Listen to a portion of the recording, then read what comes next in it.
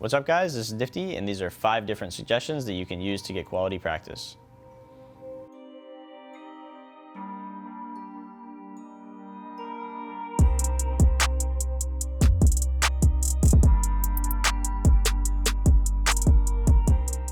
So the first thing we'll talk about is goal-based Counter-Strike.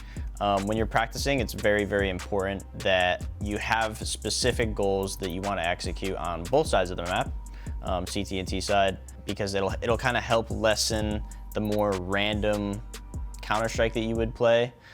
Because again, like if you're just running random rounds or saying default, unless you're practicing a certain default, it helps keep everyone focused, it helps keep everyone on the same goal, and everyone's aligned, and there's a good chance that depending upon how many scrims that you play a day, you will execute those goals. So that's very, very important.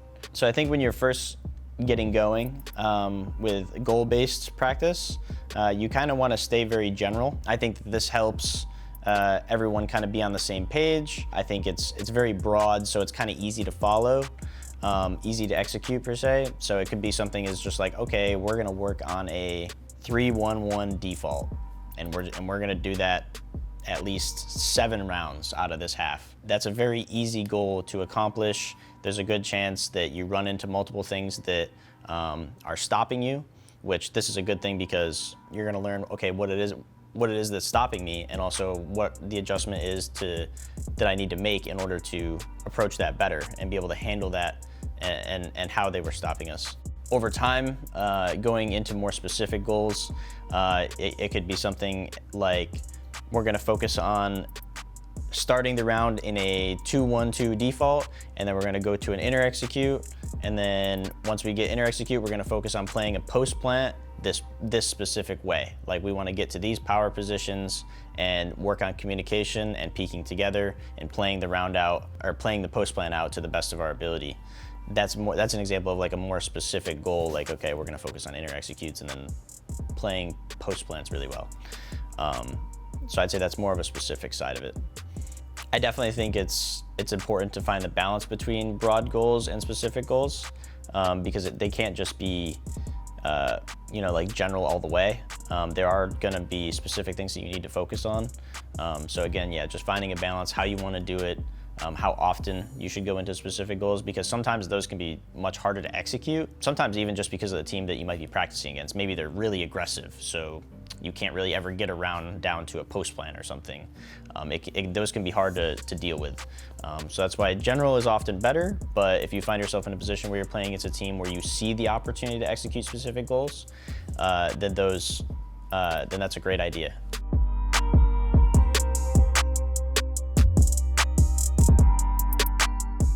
The next thing is limited scrims. In my mind, I don't believe playing 6 or 7 scrims like some teams do a day is a good idea, especially depending on, think about it, you have 5 people on your team. There's a good chance that at least 2 or 3 of these scrims are gonna be wasted, just because people will be tired or worn out or a little burnt out, or maybe people get hungry, and it's just like you have to deal with those things. Or once you hit a break, people are gonna wanna eat. Usually breaks are an hour long after first 2 or 3 scrims. So after you eat, it's gonna settle in, you play the next scrim, and people will be kind of sluggish, and it's kind of like sloth-like CS sort of. So playing limited scrims and trying to accomplish the most in the smallest amount of scrims is kind of like ideal. Having new material when you come to practice is like each and every day. I think this is a great idea because it keeps things fresh. It keeps people excited, like, oh, this is new. And it doesn't have to be something entirely new, like a whole new execution, but maybe it's how you've been doing something, but just a different variation, just a different way of executing it. And whenever you apply those concepts and then you execute on them, it feels great. So where you can go to find new material to bring to practice is by watching other teams and kind of, you could even steal some of the things that they do and then maybe tweak them a little bit so that they kind of fit your play style as a team better. Also, just being in a server by yourself, or maybe even with the rest of your team, or another member or two of your team, and just kind of brainstorming different things of like, oh, we could take this area of the map this way, you know, or this is unique, let's do it this way, right? And then kind of just brainstorming and creating those ideas and different ways to do things is a really great way of coming to practice with new material. And again, it'll keep everyone excited. And there's always the possibility that none of these things work. You know, maybe it's not that any of them were bad ideas, it's just, you know, it looked better in your mind, but it just couldn't be executed the same way. And that could be for many reasons. But those are some great ways to come up with new material. Focus is the next point that we'll talk about. This kind of ties into like limited scrims because again, it can be very hard for 5 players to hold their focus for like, you know, potentially 6 whole scrims a day. Some teams play like 7, and it's just very, very hard to get quality practice, quality Counter-Strike out, and have people always communicating very well and talking to each other and ideas flowing and adjustments happening, things like that. It's very difficult if you're playing too much, but focus is very important. So it's kind of up to everyone to make sure that they come to practice and they're in the right mentality, they're in the right mindset, and they're realizing, you know, okay, practice, this is very important.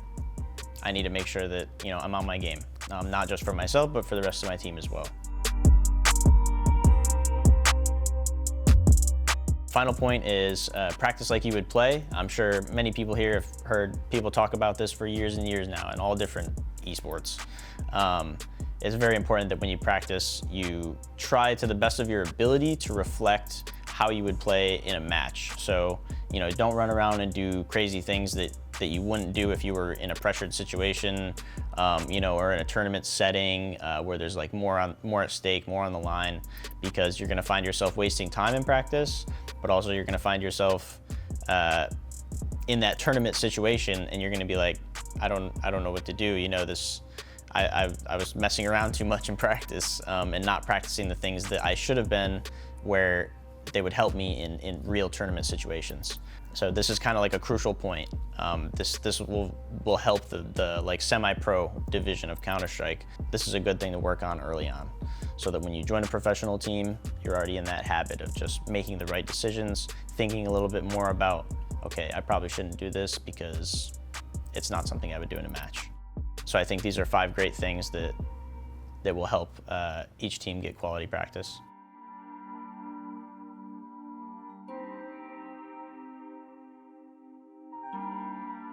Quality practice doesn't also have to be limited to scrims or server time with your team. Quality practice is also used on your own individual time, making sure that you are watching demos and teaching yourself and learning new ways of playing different areas of the map, or how to improve yourself if you're playing a certain spot on a certain map, and kind of just watching different things and growing and learning. It's super important. And also, you know, working with your other teammates, you can watch demos together. I think that's a fantastic idea, because you're not always going to see the same thing that someone else does, and you're also not going to see it the same way, even if you do see the same thing, you know, because they may have a completely different idea as to how it could be approached or executed. So sharing these things and spending your time doing this is a very good idea, and it's only going to help you get better and better each day for practice. And when you show up in matches, all of these ideas are going to be reinforced.